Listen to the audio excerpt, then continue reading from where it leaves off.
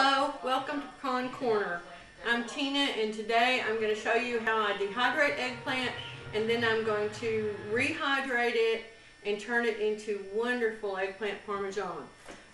We'll start with the dehydration. I raised some eggplants this year and my first batch got frozen. First ones that I planted with, we had a late frost at Easter and so I had to replant them. So they've been in the ground since right after Easter. I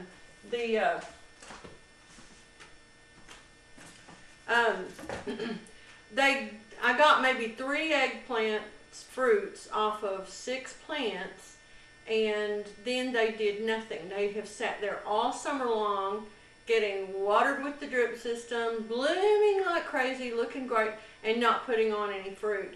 Now all of a sudden, weeks after I abandoned my garden and left it to die out, turned the water off, all of a sudden they're bearing fruit like crazy. So I have a nice bunch of eggplants here. However, I'm afraid they're still not prolific enough to warrant taking up that much space. It took nearly half a row, a third of a row to grow them, and I don't know that it was worthwhile. I could put something else in there. I'm going to make some salted water here, and what I'm going to do is I'm going to peel them and put them into, slice them into salted water, just as though I would if I were going to do something else with them. And cook them fresh. You can use a potato peeler to peel them with, vegetable peeler, but it's just as simple for me to use a knife and take the skins off.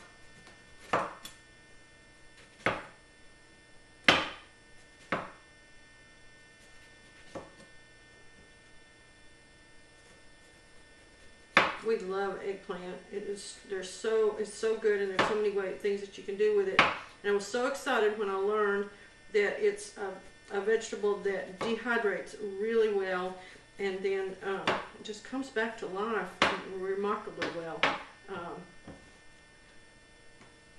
That's actually the best way, I think, probably to store it. You don't really want to can it, and I've never heard of anybody freezing it. You could cut these into strips if you prefer to. What we're going to do later is batter and fry ours. If you prefer yours done in just as strips, you can do some that way. But I'm doing these like this because eggplant parm is one of our favorite ways to eat these.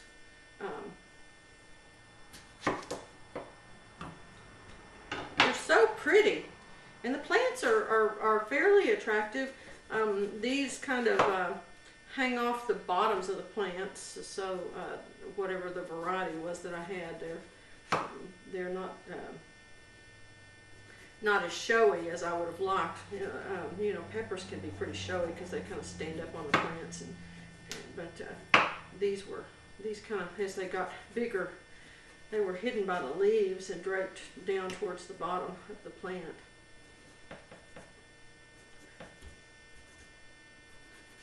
I'm not sure whether it was the lack of humidity in the air during the summer, although we did have, like I said, I had it on a drip system, so it wasn't a lack of water, but it might have been too hot. They are also I think in the same family as tomatoes, so it may have been that the tips had to cool off just a little bit before they would be. All right. What I'm going to do with these is just peel them, slice. I'm slicing these about 1/2 inch thick. They don't have to be real thin. I'm going to dry them in my dehydrator. I put quite a bit of salt in my water. I put maybe a good 2 teaspoons, 3 teaspoons of salt in about 1.5 quarts of water, and I'm going to let those sit there for a second. Now I'm going to put them into my dehydrator.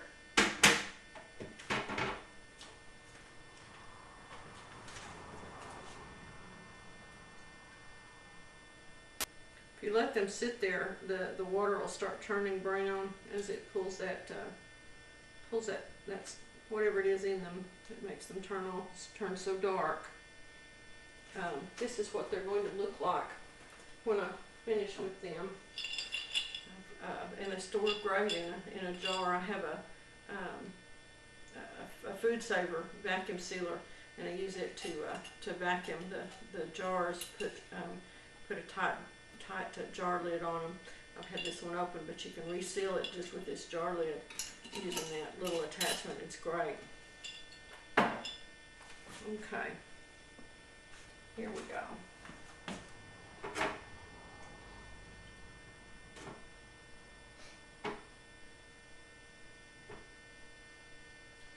At least these ones later this year are nice and big. The ones earlier in the year that I got were very small. Some of these are small too, but I never know when to pick them. Whether they're ready to be picked and just small, or whether they've grown to their full size. The last time I grew eggplants, I kept waiting for them to get bigger, and they never did, and so I ended up losing some because they turned soft on the vine because I didn't get them picked. All right, that's basically how I'm going to do it. Then I'll turn the dehydrator on, and I'll just leave them there until they're dry.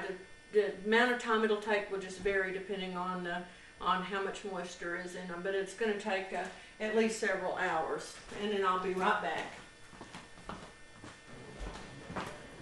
Okay, now I've got my eggplants in the dehydrator, and those will go until they're done. I've used my electric kettle to boil some water, and now what I'm going to do is put the eggplant that I'm going to fry tonight into I'm putting this in a saucepan instead of a bowl because I want to be able to reheat my water after a while. I'm pouring boiling water over it.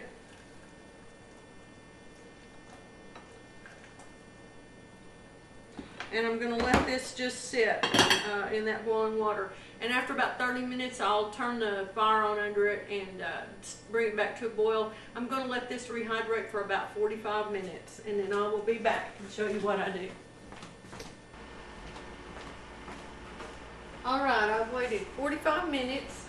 I want to show you before I get into that. When your eggplant, you want it really crispy. After you dehydrate it, it should snap. Hear that snap?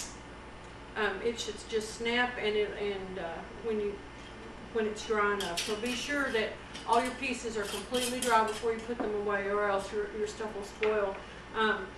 This batch that I did last time, I kept rotating the trays, and at the very end, I had 2 pieces that didn't get completely dry. All the rest of it was really hard, and you can feel it. But there were 2 pieces that just didn't dry. So remember to be sure that it's completely dry, and let it sit out and cool off before you put it in your jar. These have been rehydrating, and they don't come back to their full size, but they do hold their shape really well. I was pretty impressed when I first started doing this with what good texture they have. You can see they have they're not very dark. That little bit of salt that I had on them from the salted water that I put them in helped keep them from getting so dark. All right, I've got some flour here. I'm going to make an egg wash. We use yard eggs that we get from our friends. So I open each one into a separate bowl.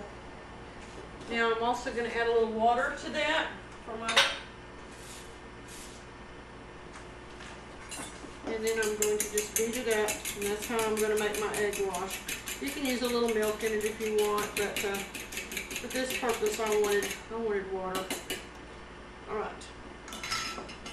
Now then, these are breadcrumbs. Don't need to buy breadcrumbs. Save your heels when you have the heels of bread or some bread that gets stale, or that last hot dog roll. Cut it into or tear it into small pieces, put it in a bowl, let it get dry, and then pour it in your blender or roll a rolling pin over it and turn it into breadcrumbs, and then just store it in a jar until you need it. That's perfectly fine. It saves you from wasting things. All right. Let me get me another fork here. There we go. Okay.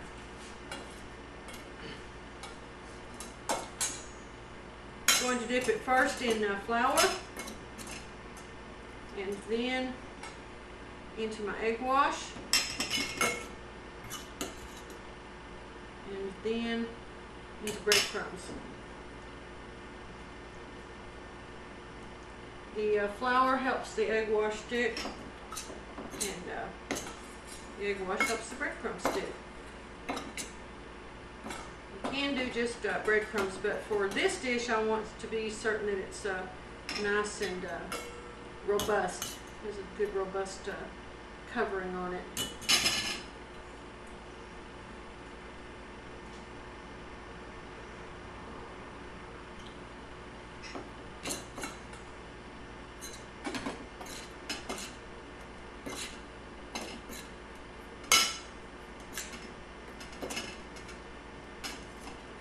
Just like that. I think I'm making this pretty easy. I think you can see this. I'm filming myself today. Paul's often involved with something else, and so I didn't want to waste an opportunity to show you guys this dish. This is the first time I made this, Paul said, he said, this is better than most eggplant parm he's had in restaurants. We were just totally blown away with how good this is. I mean, it's the eggplant is sweet, and like I said, the texture, you see, it's not slimy or mushy at all. It's got really good texture to it. All right, now I'm going to get these done, and then what I'm going to do is I'm going to put them in some hot oil and give them a fry, and then I'll be back to show you where we go next. Okay, I'm back. I have fried these in just maybe a half an inch of grease in the bottom of my pan. You could probably deep fry them if you prefer to do that, but pan frying is my normal way of doing things. So, all right. Now I'm going to make my eggplant parm. Put it all together. Turn off my dehydrator for a minute. I'm just using a jarred sauce here.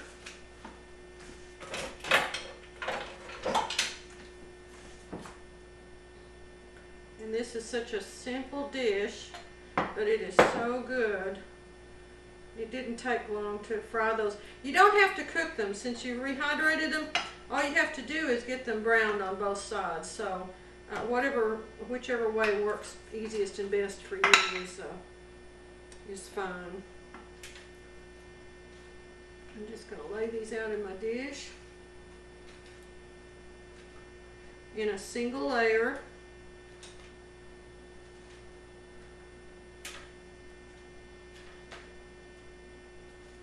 I put some sauce underneath them because we want them to be, we don't want them being dry and hard on the bottoms. We want them to stick.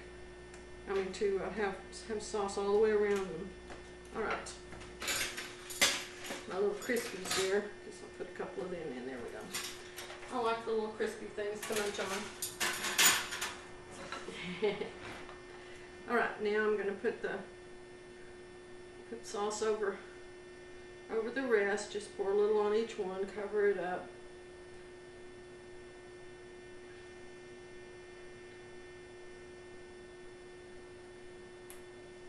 Everybody probably has their own. If you've made this before and you have your favorite recipe for it, you can use your favorite favorite recipe. The only difference is that you're using a rehydrated eggplant from food storage for your base of it. All right, let's do a little Parmesan.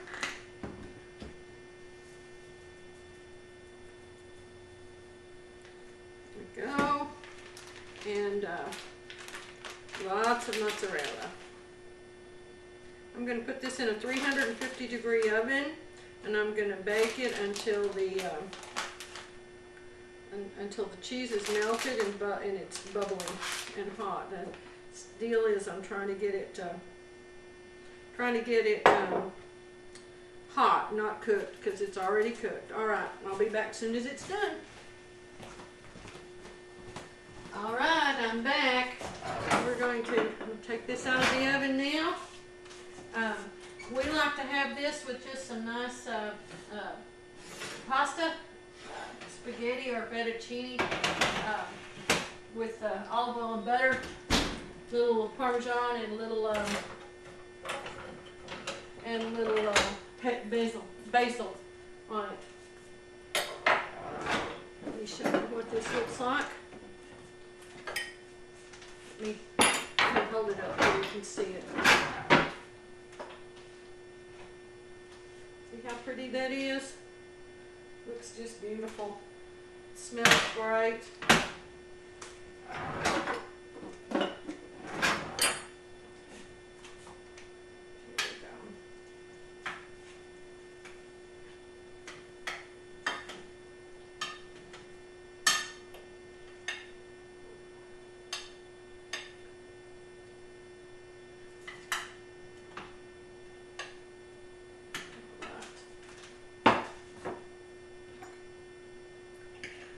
It doesn't need a knife to cut it, but I'm using one just to so that you can see the inside of it.